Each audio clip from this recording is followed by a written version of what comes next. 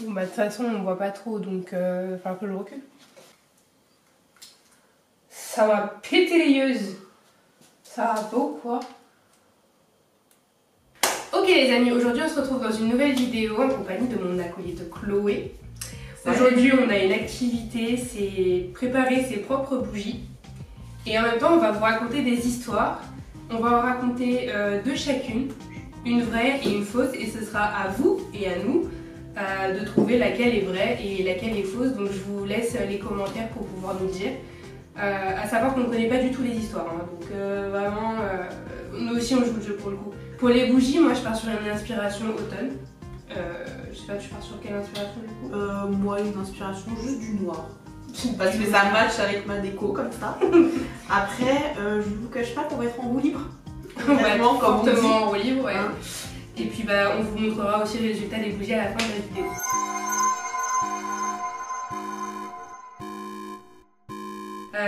L'histoire elle se déroule au Kansas, donc aux États-Unis. Et en fait, c'est l'histoire d'un petit garçon qui est d'habitude très obéissant envers ses parents. En fait, un soir, il voulait sortir parce que ses potes lui ont demandé de sortir. Ses parents avaient dit non, mais il est quand même sorti. C'est les enfants qui n'écoutent pas forcément. Donc il est sorti, il a fait le mur. Il faut savoir que ce garçon, il habite dans une ville qui est très reculée. Donc il n'y a pas forcément, surtout le soir, des moyens de transport. Lui-même étant jeune, on dit qu'il est adolescent, donc on dit qu'il a 13-14 ans. 13-14 ans, t'as pas le permis. Et en fait, ce qui s'est passé, c'est que du coup, il a fait le mur, il est sorti. Et pour rejoindre la ville qui est quand même à 10 km et rejoindre ses copains dans une arcade de jeux, il décide de couper par les champs. Donc ce garçon, il coupe par les champs. Il marche et en fait il traverse un champ de maïs. Déjà tu te dis, wow, je sais pas quel enfant se dit bah je vais aller traverser le champ de maïs pour rejoindre mes potes. Bonne idée, bonne idée. C'est l'aventure. Après l'histoire elle se passe dans les années 90, donc il entend du bruit et dans le maïs tu sais les feuilles qui font cric cric cric cric cric. Et donc il se dit ok c'est rien, forcément je suis dans la nature, il y a forcément des animaux avec moi. Il continue, il se pose pas de questions, il marche. Il a l'impression de marcher depuis genre 3 heures et à un moment donné, il entend un rire derrière lui.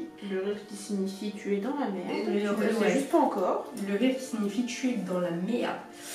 Il est pas bien, mais il préfère pas prêter attention. Il se dit ouais ça se trouve je deviens fou, tu vois. Ça fait longtemps qu'il marche, il est quand même un peu fatigué. Il se dit ouais ça se trouve je suis fou. Donc il continue à marcher. Genre quelques minutes plus tard, il entend encore ce même rire. Et là ça y est, il commence à flipper. Il dit ben ok, j'ai deux solutions qui s'offrent à moi. Soit je continue à faire style y a rien et c'est dans ma tête. Ce qu'on appelle communément le déni.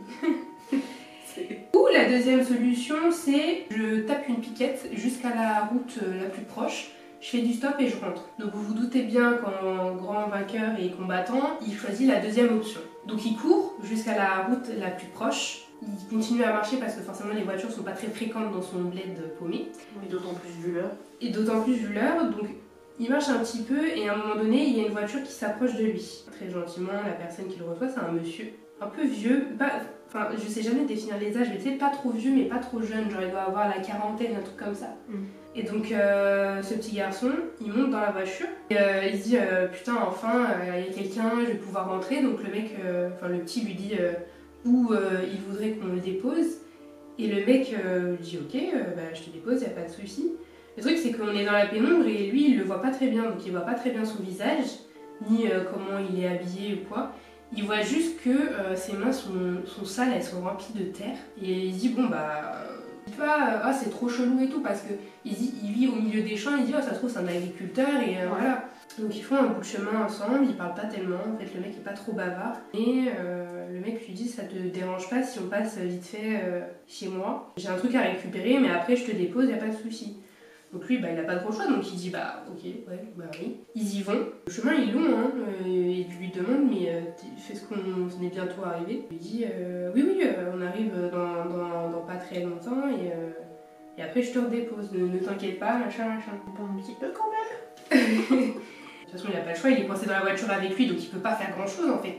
Et en fait juste après ça le mec il fait le même bruit que le petit garçon avait entendu dans le champ de maïs. Le petit commence à avoir peur, forcément, tu vois, il se chie dessus, mais il essaie de pas trop le montrer parce qu'il se dit, ok, le mec, je le vois pas, on est dans la pénombre. Je sais pas à quoi il ressemble, je sais pas s'il est armé, je sais pas si. Et là, il fait un move incroyable qui lui sauve la mise. Le petit garçon, il se dit, allez, vas-y.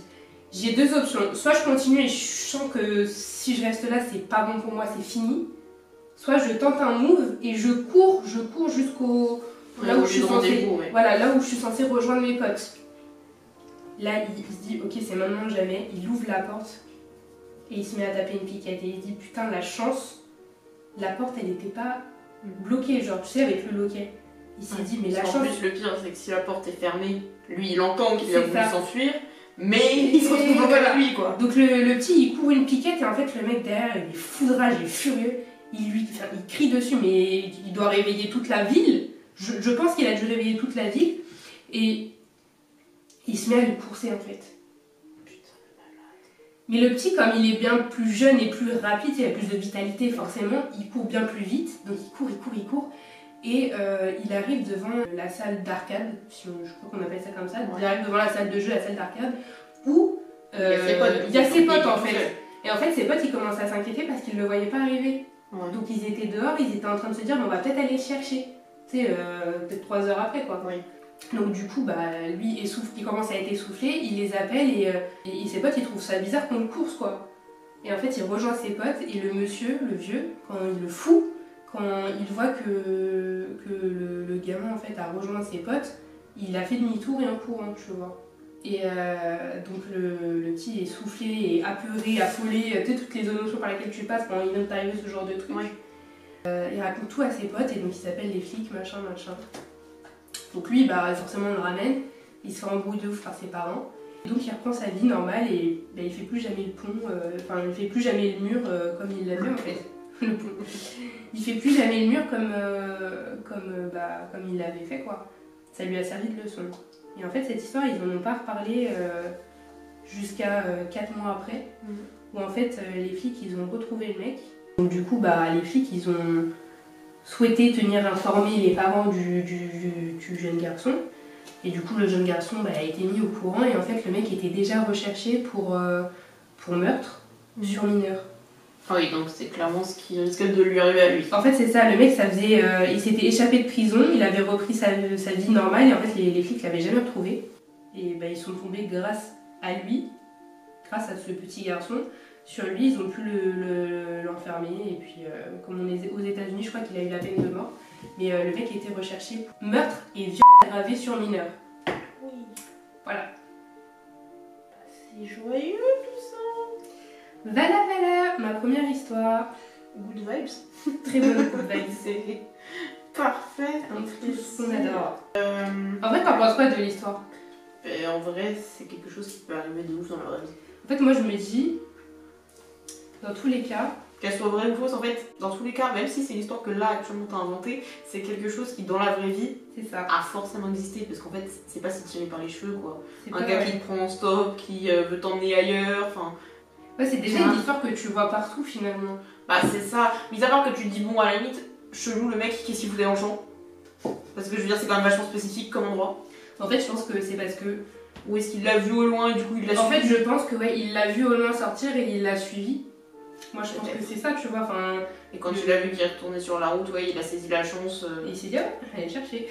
Regardez-moi, je suis votre sauveur, quoi. Un gros psychopathe que le mec il doit être, il s'est dit, tiens, je vais aller le chercher un stop. Mais c'est pour ça que c'est fou, parce que dans tous les cas, même si là c'est une version que toi t'as inventée de toute pièce, c'est forcément obligé. Statistiquement, c'est arrivé. C'est ça le truc, c'est que c'est arrivé, obligatoirement. Oui, c'est à toi. Je vais prendre des notes, parce que j'ai une mémoire qu'on dit de poisson rouge, et que même l'histoire que je connais ou que je connais pas, dans tous les cas, je risque d'oublier.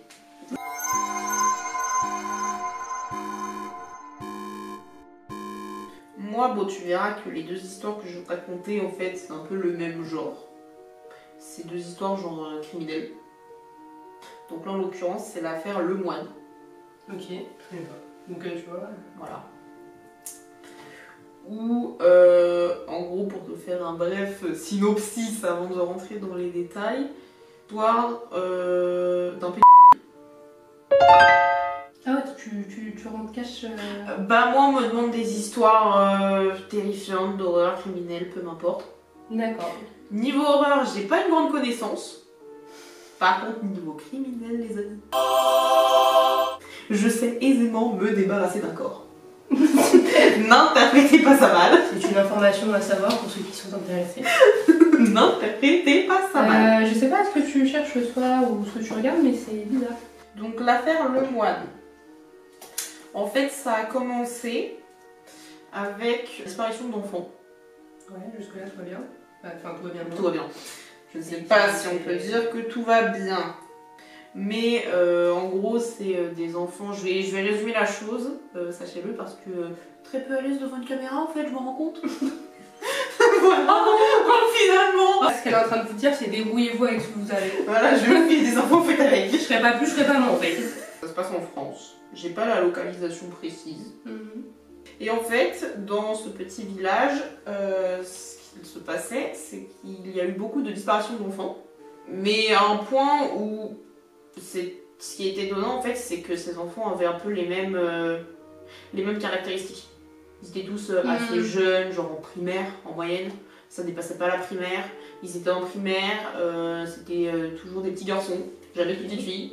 Et c'était des garçons qui physiquement avaient des similitudes. Genre les cheveux bruns, les yeux bruns, enfin des choses comme ça, toujours la même corpulence, approximativement la même taille. Enfin voilà, c'était vraiment des petits garçons qui, mis côte à côte, avaient de réelles similitudes. Ok. À un moment donné, forcément, bah, les parents ont commencé à tous s'inquiéter en se disant que potentiellement leurs enfants pouvaient être les prochains. Forcément, ça a fait un peu du bruit, on va dire, dans le village parce que bah, les enfants qui disparaissent régulièrement sans qu'on sache pourquoi, qui en plus de ça se ressemblent tous globalement, il y a quand même une certaine répétition, on va dire. Ouais. Ce qui donc les a amenés à penser qu'il y avait potentiellement un kidnappeur ou un pédophile ou quelque chose qui vraiment était là et qui sévissait. Ouais. Sauf que dans ce petit village, il y avait également une maison avec un monsieur qui, à première vue de le voisin normal, mais très discret, c'est-à-dire qu'on le voyait, il causait pas de problème, tout allait bien. Mais il était un peu bizarre, il sortait pas beaucoup, il parlait pas beaucoup aux gens. On le voyait toujours un peu rôder quand les enfants jouaient, bah, tu vois, dans le jardin ou dans les rues, comme ça, genre les quartiers pavillonnaires, où tu vois, tu peux guetter les enfants qui jouent. En fait, il était toujours là, un peu un œil au rideau, à regarder. Okay. Alors qu'à preuve du contraire, peut-être que je me trompe parce que j'ai pas tous les détails, mais en tout cas, ça n'a jamais été mentionné qu'il avait des enfants ou quoi que ce soit qu'il pouvait donc surveiller. Ouais. C'est vraiment juste le mec chelou à la fenêtre qui regarde les enfants des autres, quoi. Ok. Il n'a même pas l'excuse de dire mon fils est là, non, non. C'est bizarre, monsieur, ça s'arrête là. Donc, bah, forcément, quand les gens ont commencé à s'interroger sur l'identité de la personne qui pouvait faire ça, ils ont immédiatement pensé à lui. Évidemment, bah, ils avaient quand même pas de preuves. Enfin, un mec bizarre qui regarde à la fenêtre, c'est chelou. Mais ouais, mais ils ont pas plus que ça, quoi. Mais il n'y a pas réellement de preuves, quoi, plus que ça. Ok. Sauf qu'un beau jour, bah, ça, comme d'habitude, en fait, un enfant disparaît. Mais bah là, on va dire que c'est l'enfant de trop. Ouais. C'est l'enfant de trop, au bout d'un moment, on se dit non, c'est pas possible, faut qu'on se renseigne, faut qu'on trouve qui a fait ça, quoi. Qui est coupable, d'où ça vient, pourquoi, enfin on veut des réponses parce que même les parents ils commencent à s'inquiéter de laisser leurs enfants seuls, sortir, enfin ça devient compliqué, enfin voilà quoi, à tout moment leur enfant peut disparaître. Donc naturellement la première personne vers qui il se tourne en fait c'est ce monsieur très étrange, donc bah, en l'occurrence monsieur Lemoine d'où le nom de l'affaire. D'accord. Et bah, il commence à l'interroger au départ de manière lambda, on va dire, il lui pose des questions, il essaie de se renseigner. Sauf que bah, il donne pas plus de précision que ça, il tourne autour du pot quoi. Mais les gens voient qu'il est bizarre. Quand la police est retournée l'interroger, bah, ils voulaient pas franchement les laisser rentrer, ils acceptaient, il n'était pas vraiment coopératif. Il était un peu, on va dire, passif en fait. Il donnait pas d'infos pour aider, mais en même temps, il refusait pas non plus, enfin c'était bizarre. Ouais. Il était vraiment en mode me faites pas chier, laissez-moi dans mon truc. Et bah, les flics ont trouvé ça bizarre. Ils pensent qu'il y a un truc chelou avec ce mec, quoi. Il est bizarre, toujours là à regarder les enfants en coin, quand il se balade dans la rue, toujours à tourner la tête si un enfant passe. Enfin, je veux dire, est bizarre quoi, il a pas d'enfant, il est tout seul, il a pas de vie de famille, il parle à personne, il se comporte de manière bizarre.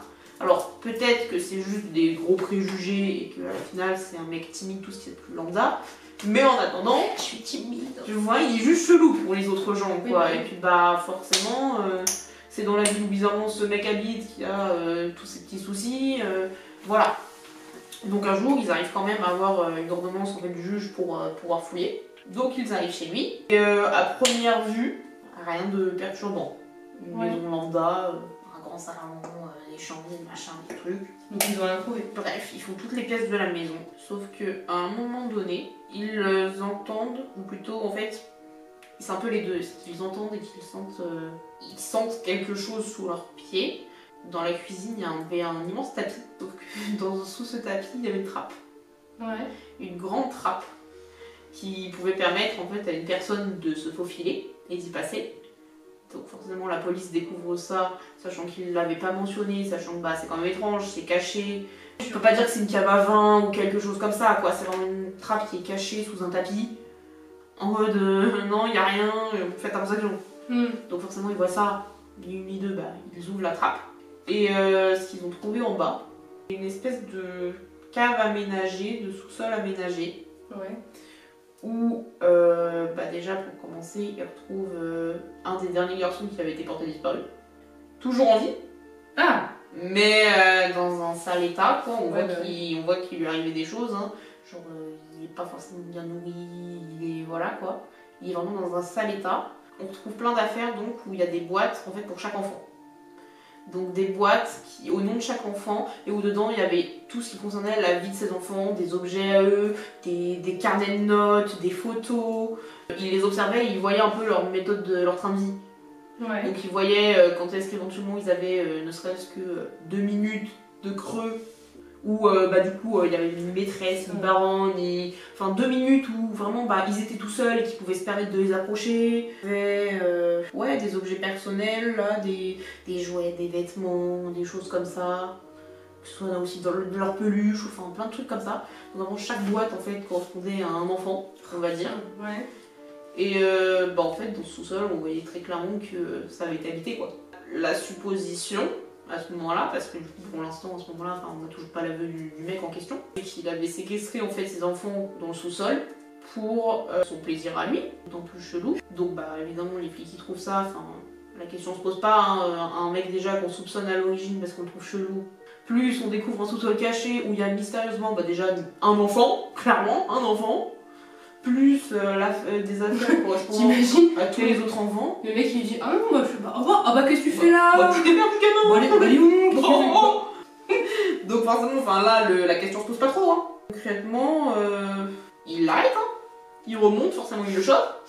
Tu m'aurais dit l'inverse, là ça aurait été choquant. Mais bah du coup le plus intéressant entre guillemets de l'histoire, c'est que bah par la suite bah il y a eu évidemment l'interrogatoire de ce monsieur Lemoine. Ouais. Où au départ, bah, il a quand même trouvé moyen de nier. Sauf que bah, au bout d'un moment, il s'est bien rendu compte que ça servait à rien. Donc il a commencé à parler. Il s'est dit zut, je suis coincé. C'est ça. Malheureusement, enfin, je sais pas si c'est malheureusement, mais c'est qu'en fait, la manière dont il expliquait, il était très froid, très détaché. Genre, on voyait qu'il avait aucun remords. En fait, il voyait pas le mal, quoi, pour lui. Bah, lui, il voyait pas le mal. Donc, en fait, ouais, c'est vraiment ça qui est un peu perturbant, c'est que ouais, pendant son interrogatoire, en fait, il montrait pas de remords, quoi. Il montrait pas de remords, il voyait pas le mal. Enfin, c'était vraiment... Il a fait ça, bah... Ouais, je l'ai fait. Et tu l'as enfin, tu vois, c'est... Ouais. D'après lui, il n'aurait jamais abusé de ses enfants. Ah, bah s'il l'a dit. La dernière victime, du coup... je sais même pas quel âge il doit avoir, je crois qu'il devait être en CM1, CM2. D'après lui, il se serait rien passé de bizarre, enfin du moins quand il a été ausculté à l'hôpital, il aurait trouvé 0 trace d'abus sexuel sur lui. Ok. Pas dit que j'avais... on n'a pas retrouvé les autres corps. Parce qu'en fait, ils ont retrouvé apparemment dans chacune des boîtes des ossements et des cendres. Ah. Donc en fait, s'amuser les crabes. Il aurait brûlé les corps pour les garder vers lui. Il est malade. Ah, ça me dégoûte. Il aimait ces petits garçons. Non, ouais. Oui. Même dans la mort, il a voulu les garder. D'accord. Et puis voilà. Ok. Fin de tournage. Ah, je sais pas. Voilà. Je sais pas. Je pourrais pas te dire si... Elle a l'air belle ton histoire quand même. Hein. Peut-être ou pas. Peut-être que je te brain et que j'ai 2 histoires fausses. Ça se trouve, t'es en train de grave me brain et ouais. Non, parce que je n'y aurais pas pensé. Attends. Mais toi, avant un petit avis, tu penses qu'elle est quoi, fausse, vraie Je sais pas. Je vais me laisser le temps de la réflexion. En fait, j'attends de voir la deuxième.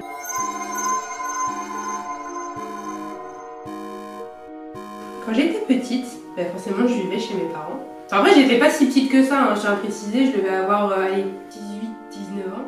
Ce qu'il faut savoir, c'est qu'il y a eu une période de ma vie où je voyais un vieux monsieur, genre en mode un peu vieux personnage tournesol, tu sais. Ouais. Bien, mais avec les trucs bien marqués, genre bien qui fait peur, tu vois, des grosses rides, les yeux bien gros, ouverts, bleus, qui te regardent comme ça et tout, avec le chapeau et tout. C'est un personnage qui m'a fait longtemps peur. Et en fait, ce personnage, je l'ai vu au début dans mes rêves. En gros, dans le rêve, je sais plus ce que je faisais, j'allais avec ma classe en sport ou un truc comme ça. Bref, je savais que j'étais avec ma classe à laquelle j'étais au lycée. Et à un moment donné, il y a un espèce de carrefour avec des buissons, comme dans un labyrinthe. Et donc les gens y passent, ils vont tout droit et tout au carrefour. Et puis bah moi vient mon moment où je dois passer aussi, sauf qu'en fait dans le recoin du carrefour, comme ça, moi je suis là et là il y a le buisson. Et bah dans le coin là, je vois qu'on me regarde. Mais genre tu sais, on m'observe, comme si avec moi qu'on regardait. Ok. Et en fait c'était ce personnage là. Et je me rappelle que dans le rêve, je le vois, donc je le remarque, et puis du coup je le fixe. J'arrive pas à ne pas le fixer. Regarde, et je sais pas, je commence à paniquer, genre je me tire les cheveux. Et en fait, à un moment donné, il s'approche, il commence à s'approcher. Mais tu sais, c'est pas il marche normalement vers moi comme pour dire bonjour, non, c'est pas. Et de plus en plus vite jusqu'à courir sur moi en fait. Ok. Bah à ce moment-là, je me suis réveillée en panique, en pleurs, je pleurais, enfin j'étais pas bien. Je pensais que j'avais bougé, tu sais, que je pensais que je m'étais levée, que j'étais genre paralysée dans le lit. Ok. Je pouvais plus bouger parce qu'en fait en face de moi je voyais une ombre, mais l'ombre elle était de la même forme que ce monsieur, tu vois. Oui, donc dans l'idée tu dis que ce serait peut-être lui. Et du coup j'ai pas bougé jusqu'à ce que elle est restée là un moment, tu vois, et elle est partie. Et moi je me suis dit ok, je viens de faire une putain de paralysie du sommeil. Et donc bah, ça m'a trotté dans la tête pendant longtemps, tu vois, je me suis dit ouais, c'est bizarre et tout, enfin pourquoi ça m'arrive, genre je comprends pas qu'est-ce qui se passe, tu vois. Et donc pendant quelques semaines, je n'ai pas revu les couleurs, je n'ai pas entendu parler. Et un soir, bon bah je vais dormir.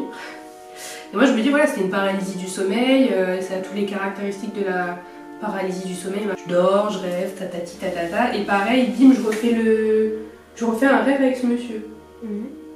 Et là je me réveille, mais pas en mode paralysie du sommeil, je peux plus bouger, je suis libre de mes mouvements. Et en fait, mais tu sais, je me réveille en sursaut, je ventile, je crois que je panique, tu as une crise d'angoisse et tout. Quand j'ouvre les yeux, ça s'arrête net parce qu'en fait, il est devant moi. Il est pas, tu sais, sur le lit, il est genre au rebord du lit, devant moi. Tu sais, je bug, panique intérieurement, et je me dis, si j'ouvre ma bouche, si je crie, si je pleure, si je fais un truc, il va me foncer dessus comme dans le rêve, tu vois. Donc je suis comme ça, je bouge pas, et je me rappelle, le seul truc que j'ai fait, c'est de pleurer, mais tu sais, ça coulait tout seul. Parce que j'avais peur en fait, tu vois. Ouais. Donc je pleurais. Et en fait, comme je le voyais comme je te vois toi, je me suis dit, mais attends, mais il est devant moi parce que c'est réel, ou il est devant moi parce que. Ou il est juste devant moi, quoi. Est-ce que c'est juste qu'il tient debout et puis il est devant moi et je le vois, ou est-ce que c'est vraiment quelqu'un de physique qui va m'attaquer, genre. Ouais. Dans la chambre, il fait tout noir. Si vous voulez, dans mon ancienne chambre, elle était en rectangle. D'un côté, il y avait la porte et d'un côté, il y avait une fenêtre. Et en fait, on était en pleine nuit. Bah forcément vu que je dormais. À travers le volet, en fait en haut et en bas du volet, il y a la lumière qui passe, qui traverse la fenêtre, et il devait sûrement y avoir la pleine lune parce que la lumière passait bien. Donc tu vois, dans ma chambre, je voyais quand même pas mal ce qui se passait, tu vois. C'est comme ça que j'ai réussi à le voir et tout, les yeux, les machins, les trucs, c'est bien un truc qui va te faire flipper toute ta vie après. Bah tu m'étonnes. Je pars et on est là genre peut-être, tu sais, pour moi ça me semble une éternité. Je pense qu'en vrai ça a dû durer les 5 minutes ou un truc comme ça.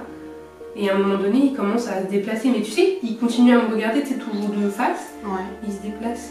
Ben, je suis pareil, genre, et puis je continue à pleurer. Je me dis, je fais quoi? Mais t'es tétanisé, genre, t'es faire, quoi, en fait. T'es raide, genre, tu peux plus rien faire. T'es genre en mode pleure, machin, et le mec, il commence à se déplacer.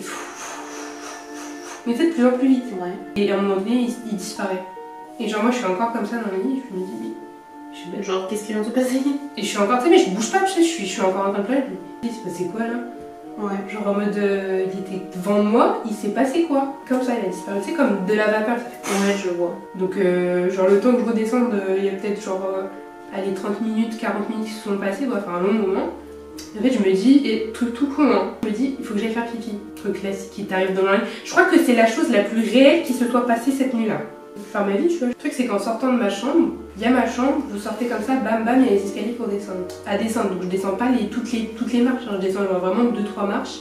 Et en fait, si vous voulez, quand on descend les marches, arrivé en bas des marches, il y a juste à côté tout de suite la porte du bureau qui n'a pas de porte. Hein. C'est vraiment l'encadreur du bureau qui fait bader, si je peux me permettre un commentaire. En fait, en bas, tout est éteint, il fait nuit, donc il n'y a pas de lumière. Hormis la lumière de l'escalier qui illumine plus le haut que le bas. Je commence à descendre et en fait, je me stoppe parce que dans l'encadreur de la porte, je vois une tête. Tu sais, je vois pas toute la tête, je dois avoir genre juste ça de la tête. Vraiment juste ça. Et pareil, je m'arrête, tu vois, je bug, je fais c'est pas possible. Mais c'est quoi ça? Je rêve ou... Je fais c'est pas possible. Et ça fait comme genre dans les films, ça se rapproche de plus en plus. Je dis pas qu'on a aimé les griffes, les machins, non. Juste ça se rapproche de plus en plus. Et là je me dis ah c'est pas possible. Genre bâtard, je suis réveillée, qu'est-ce que tu fous là? Genre en fait il était en bas, il m'attendait. Et ouais du coup je bougeais pas. Et je me suis dit c'est pas possible, il faut que je remonte, il faut que je crie. Enfin, il faut que je crie, il faut que j'appelle quelqu'un en fait. Ouais. Et j'arrive pas. Parce que à ce moment, quand toi tu vois ça, tu te dis quoi? Tu te dis du coup c'est un mec, une vraie personne genre qui s'est introduit dans la maison ou... Bah en fait je me dis pas que c'est vraiment quelqu'un qui s'est introduit dans la maison parce que je l'ai vu disparaître devant moi. Oui. Donc je me suis dit là il y a un problème dans le système, tu vois. Les calculs sont pas bons, Kevin. Les calculs sont pas bons, genre je suis en mode de waouh. J'avais pas vraiment. Genre je m'intéressais à la sorcellerie, les machins, les trucs, mais c'est pas comme aujourd'hui, c'est vraiment pas comme aujourd'hui. J'étais très attirée donc je faisais 2-3 trucs, mais sans plus quoi. Les dessins, ça faisait depuis que j'étais petite que je les voyais, sauf que pendant un moment ça s'arrêtait. Et là je me suis. Et je pense que c'est après ça en fait que c'est revenu. Tiens-moi. Oui, t'inquiète, j'ai pas eu peur. Non, mais je pense que je me suis dit, mais en fait là c'est badant en fait. Parce que il est en bas des marches, il y a 2 minutes il était devant mon lit en train de bouger. Mais là, il suit quoi en plus du coup. Là je descends pour faire pipi, il est en bas. Et en fait, à un moment donné, je le vois pas entièrement, je dois voir juste ça de son corps. Déjà trop. Ce qui est déjà énorme. Et je me dis, putain, il veut faire quoi? Et puis je bouge pas, tu vois, Vraiment, je suis stoïque, je suis comme ça. Bah, je bouge pas, et en fait, à un moment donné, il se décale, je vois qu'il continue à se décaler, et je fais, ah ouais, là c'est fini pour moi, les gars. C'est une partie pour Emma. Donc là, en fait, je pleurais. Les t'approche, il n'y aura pas de lendemain de soirée. Là, je pleurais, et en fait, je me suis dit, ça y est, c'est la fin, genre.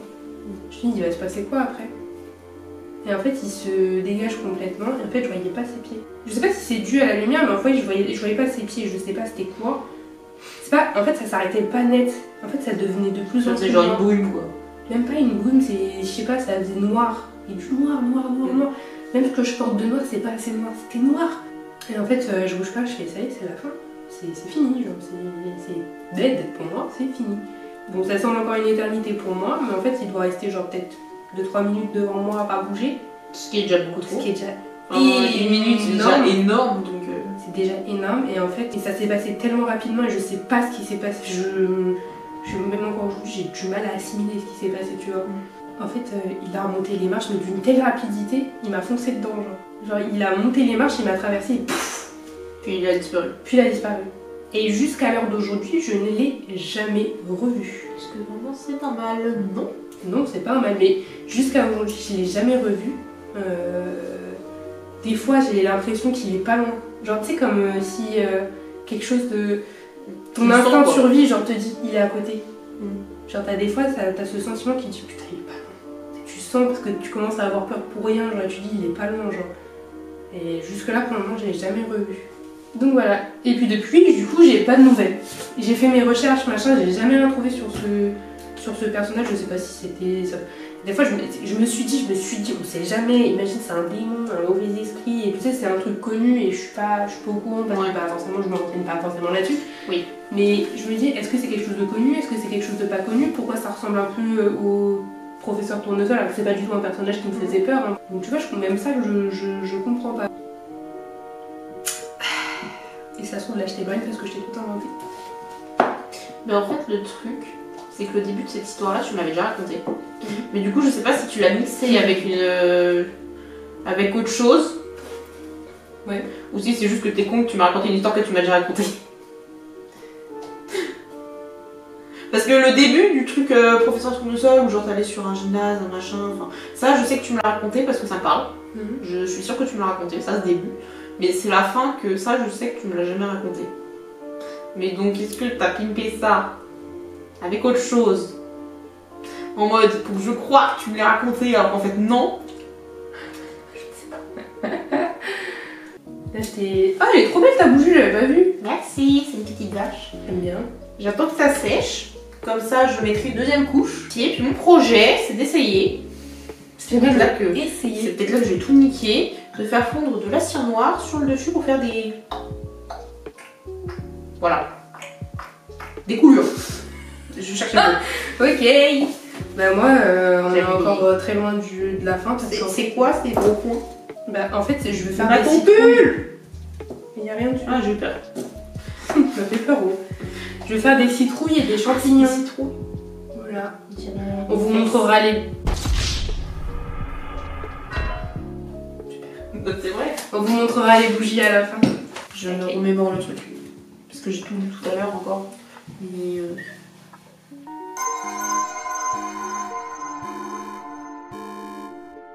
la seconde affaire, et là celle-ci, c'est l'affaire Fritzl. Il me semble que c'est en Autriche. Et en fait, l'affaire Fritzl, c'est techniquement parlant un pédo. Ok. De la séquestration, du kidnapping, de l'inceste et du viol. Oh! On ne fait pas les choses dans la demi-mesure, nous, voyez-vous. Voilà, donc l'affaire Fritzl, c'est une famille, 4. Donc le père, la mère et 2 filles. Une fille qui est déjà majeure, je crois. Et leur deuxième fille qui, elle, pour le coup, a encore 17 ans. Cette fille, en fait, de 17 ans, bah, c'est l'âge un peu pas rebelle, mais l'âge où on veut faire des choses. Elle a son premier petit ami, elle veut sortir voir des concerts, elle veut bouger, faire des soirées. Elle veut être libre, en fait, elle veut un peu profiter de sa vie, quoi. Le seul souci, c'est qu'elle est dans un foyer où c'est assez strict au niveau de sa mère et de son père, notamment le père, parce qu'en fait, quand la mère dit quelque chose, bah, si le père dit non, elle s'y tient, quoi. C'est un peu le père qui est maître du truc. Sauf que lui, il aime pas le comportement de sa fille de 17 ans, il trouve qu'elle est irrespectueuse, que... Non, quoi, en fait, il est pas pour qu'elle vive sa vie, quoi. Concrètement, il est en mode non, je refuse, je contrôle et tu obéis. Mais elle est pas du tout comme ça, c'est pas son délire. En fait, un soir, donc quelques jours avant ses 18 ans, elle dit qu'elle veut aller à une soirée, que c'était prévu, que sa mère l'avait autorisé, sauf qu'en fait, son père dit que non. Elle n'a pas le droit d'y aller. Donc il la prive de sortie, ça l'arrête pas, 17 ans, elle a un petit ami qui en plus a une moto. Ah ouais, Baker. Elle passe par la fenêtre ouais. Et elle est déjà loin, quoi. Donc elle profite de sa soirée, entourée de son petit ami, tout ça, tout va bien. Donc elle revient au petit matin, sachant qu'en cours de route pendant la soirée avec son petit ami qui lui était déjà un petit peu plus vieux, il devait avoir 18, 19, bon, de toute façon, ils avaient prévu de s'enfuir ensemble dès qu'elle aurait 18 ans. Étant donné que bah, sa famille est très stricte, ils se sont dit concrètement si on veut vivre et profiter, voyager, découvrir le monde, c'est notre seule solution. Donc bon, c'était acté, quand elle aura 18 ans, ça se taille. Elle revient au petit matin, évidemment elle se fait surprendre par son père qui va l'attendre des pieds fermes quand ils ont vu qu'elle n'avait pas dormi là. Après elle a défoncé, il avait vraiment la haine quoi contre elle, il lui avait dit non, elle avait un peu bafoué l'autorité. Privé de sortie, tout cette fille donc est dans sa chambre, à moitié ferme la tête. Et il y a sa mère qui vient pour un peu la réconforter, et sa sœur aussi. Enfin, elle essaie de la réconforter, tu sais, mais en mode c'est pour ton bien. Elle se confie à sa mère et sa sœur qui lui disent bah voilà mon petit ami. Et elle lui dit bon bah voilà, Daniel m'a dit qu'il voulait qu'on se marie, qu'on vive ensemble, il m'a proposé qu'on s'enfuit dès que j'ai 18 ans, donc enfin voilà, elle leur dit tout. forcément la mère elle entasse elle est émue quoi, elle est contente pour elle, mais en même temps elle a peur, elle sait très bien que son mari va appliquer une crise, mais en même temps elle aura 18 ans, voilà quoi, officiellement ils auront plus leur loisir. Sauf que en fait le père a écouté la conversation de l'autre côté de la porte, donc il a entendu ça forcément à deux doigts de péter un câble quoi. Parce que lui il entend que sa fille va fuir avec un délinquant, enfin forcément c'est le cliché du papa en mode ma fille un mec, non. Les jours passent, sauf qu'en fait ce qu'il ne savait pas c'est qu'en parallèle le père effectuait des travaux dans son garage. Il fait un peu du tri finalement, comme toute maison en garage, c'est toujours un peu le bordel. Bon, tu ranges, tu tries. Et un après-midi, où il n'y a ni la mère ni la sœur, il demande à donc, sa plus jeune fille, donc, qui n'a pas encore 18 ans, de venir l'aider à porter un truc. Elle va l'aider, et en fait il franchit une porte et il lui demande de déposer ça dans une salle un peu au fond. Donc elle rentre, elle dépose la chose, sauf qu'en fait son père ferme la porte à clé.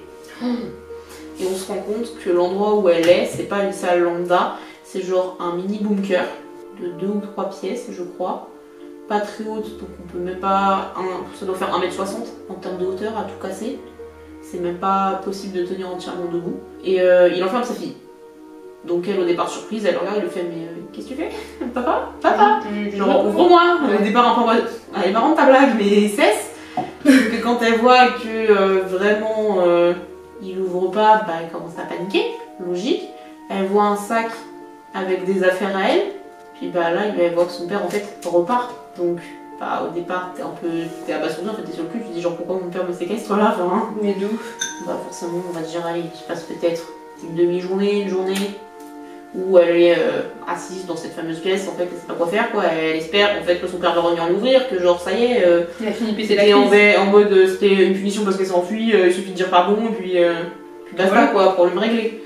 Sauf qu'en fait il revient, forcément elle le supplie de le laisser sortir et en fait il refuse et c'est là que tout part en couille, c'est-à-dire qu'à partir de ce moment-là, je ne sais pas pourquoi, il pète un câble mais il a fois. Ouais.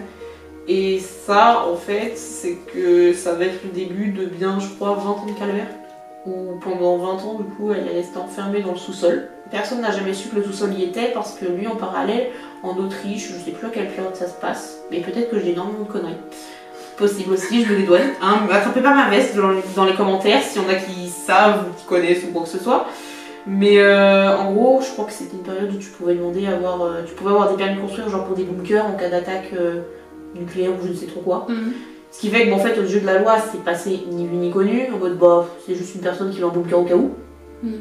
Donc lui, il a fait les choses dans les règles et bah, en fait, il a séquestré sa fille dans ce bunker. Il l'a violée nombre incalculable de fois. Elle est tombée enceinte, je crois, 7 ou 8 fois. Sauf qu'elle a accouché que de 3 ou 4 enfants. Parce qu'il y en a qui sont morts, que ce soit parce qu'il la battait, parce que juste mort-né, enfin... Bah pour du coup schématiser aller à la fin de l'histoire, elle a réussi à s'enfuir, ouais je crois que c'est 20 ans après. Elle a réussi à s'enfuir 20 ans après parce que c'est que sur les 3, je crois qu'il lui restait vraiment 3 enfants qui ont survécu, et voilà. Sur les 3 enfants qui sont nés, elle a eu, je crois, 2 garçons et une fille, enfin, je sais même plus. 2 enfants qui sont restés avec elle, et elle a réussi à en faire monter un. Vivre à la surface, entre guillemets, avec sa mère, où le père a fait une lettre en disant qu'en gros, je sais pas combien de temps du 7, elle est tombée enceinte. Genre, tout va bien, me cherchez pas, mais si vous pouviez vous occuper de mon gosse, enfin voilà quoi. Donc en plus de ça, la mère, elle avait un peu un message en mode ma fille va bien, elle est en panique parce qu'elle la voit pas, mais bon, elle a une lettre. On lui dit bah tiens t'es grand-mère, je vais bien, enfin. Donc bref elle élève l'enfant, sauf qu'un jour en fait dans les 2 enfants qui sont restés habités avec elle dans le bunker, bah forcément ça peut pas se développer normalement, il n'y a pas de fenêtre, il n'y a pas d'air pur, il n'y a pas de soleil, il n'y a rien quoi, je veux dire les enfants ils connaissent rien, ils sont nés dans le bunker, ils y sont depuis leur naissance, ils se développent mal du coup forcément en termes de santé, et le plus jeune de ces enfants il chope une maladie, genre un truc où elle a beaucoup de fièvre, enfin, à deux doigts d'y passer en fait. Et elle arrive à supplier son père de sortir pour l'emmener à l'hôpital. En lui disant concrètement, enfin là si on ne peut pas, elle va mourir, puis bah son père ça reste que c'est son père elle, mais du coup c'est aussi... ça me dégoûte. C'est aussi le père de ses enfants quoi. Ouais. Sachant que les enfants, enfin, au départ elle les préservait, mais à un moment donné elle leur a avoué, forcément bah, pour eux, immense traumatisme quoi. t'apprends qu'en fait ton père à toi c'est aussi le père de ta mère, que... Enfin tu vois, c'est quand ils ont été en âge de comprendre, elle leur a expliqué, c'était un vrai choc. Et bah du coup elle a réussi à convaincre son père à elle, qui d'ailleurs en fait après il voulait qu'elle se comporte comme sa femme, hein. Genre il n'y avait plus de papa ou quoi, c'était elle l'appelait par son prénom, c'était voilà quoi. Il n'y avait plus de c'est mon père, non c'est vraiment c'est ma femme quoi. Et elle a réussi à convaincre du coup d'emmener leur plus jeune enfant à l'hôpital. Lui il avait de la paperasse à remplir et en fait elle a saisi l'occasion au loin, elle a vu qu'il y avait des policiers, elle a vu que lui était loin. Et là, bah. Et elle s'est dit c'était le moment, genre. C'est le moment, frère. Enfin, ça fait 20 ans, 25 ans qu'elle est séquestrée, qu'elle est enfermée, kidnappée, tout ce que tu veux. Donc, forcément, elle a saisi le. Elle a couru dans les bras des policiers. Lui, il l'a vu, il a essayé de la rattraper. Sauf que bah, les policiers ont vu qu'elle avait l'air paniquée, que lui, il était derrière. Puis en fait, à partir de là, bah, fin du calvaire, quoi. Elle leur a tout dit. Ils sont allés chez la famille. Donc au sous-sol, donc sa mère et son frère, et du coup bah son fils qu'elle avait fait remonter. Eux, ils ont vu des gens ressortir, enfin en l'occurrence l'enfant qui restait du coup ressortir du bunker à moitié mort. Enfin tu vois, ils ont vu des choses, enfin la mère elle vient d'apprendre que sa fille est en vie, que son mari à elle a fait tout ça, que... Mais bah à la finale, au bout de pratiquement 25, on va arrondir, pratiquement 25 ans, elle a réussi à sortir pour y retrouver la liberté. C'est chaud hein. Donc voilà. Donc on arrive au moment où en fait il faut débattre de quelle histoire est vraie et quelle histoire n'est pas vraie. Donc si vous, avant la vidéo, vous avez réussi à savoir quelle est la vraie histoire ou quelle est la fausse histoire, je vous laisse commenter et puis bah nous on va débattre. Tu penses qu'au moins c'est laquelle la vraie? Bah alors la première du coup j'ai tombé en mémoire, le truc du chant avec le stop, voilà. Ça c'est la facilité type qu'elle est vraie. C'est la facilité parce que c'est carrément réalisable dans la vie de tous les jours. C'est des choses qui existent. Pour le principe j'ai envie de dire, elle est vraie. Mais après l'autre, bah je sais que le début tu m'en as déjà parlé. Et tu m'en avais parlé dans un mood, pas un truc où on se raconte des conneries ou quoi que ce soit, tu vois, le début tu m'en avais vraiment parlé en mode bah, anecdote, genre voilà. Enfin tu vois, un truc, un jour lambda en fait. Donc le début je suis sûre et certaine que c'est vrai et que tu m'en as parlé, donc ça, le début j'ai aucun doute, c'est juste la fin où, bah je sais pas. Mais pour le côté mystique, fantôme, j'aurais envie de dire en vrai que c'est la deuxième la vraie, la première la fausse. Ok. Voilà, pas de soucis, je serais très déçue si j'ai tort et que c'est l'inverse, mais bon, c'est pas grave, j'accepte. Je te laisse un temps de réflexion jusqu'à vraiment on juge. Moi pour toi je pense que c'est la deuxième. Laquelle, la vraie ou la fausse? En fait, si tu veux, la première elle me paraît vraie dans le sens où genre l'affaire Le Moine. Tu sais c'est bien un truc que tu vois genre aux news de TF1 genre bienvenue ce soir sur le plateau de TF1, ce soir l'affaire Le Moine. A revu la France. Genre en mode dans l'affaire Le Moine, aujourd'hui nous avons retrouvé... Tu vois, pour moi ça... Après son autre histoire aussi, elle est... C'est ouf, c'est dingue, mais je me dis le monde il est tellement fou que c'est vrai. Et les deux sont possibles. Et les deux sont possibles. Ça se trouve tu m'as grave blind et les deux c'est des vrais. Les deux sont possibles. Ou ça se trouve en fait les deux... La meuf qui a pas compris le concept. Ouais, ah mais je racontais mon samedi après-midi là. On avait dit une fausse une vraie, hein, ceci dit.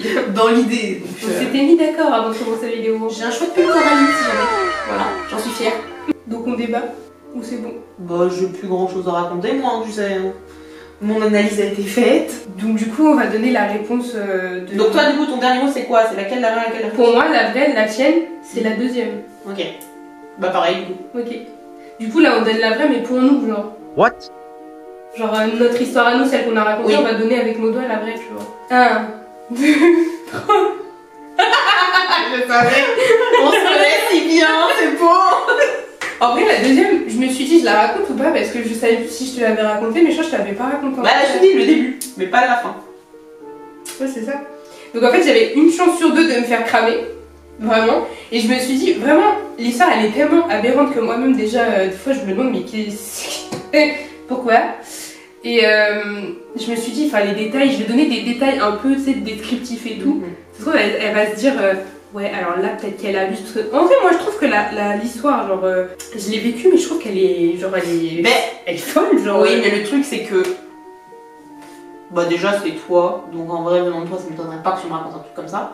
Puis c'est que surtout moi ce genre de truc, enfin voilà quoi, je t'ai toujours dit c'est pas j'y crois pas, même si j'aurais tendance à quand même croire certaines choses, un peu au point de vue au carton machin.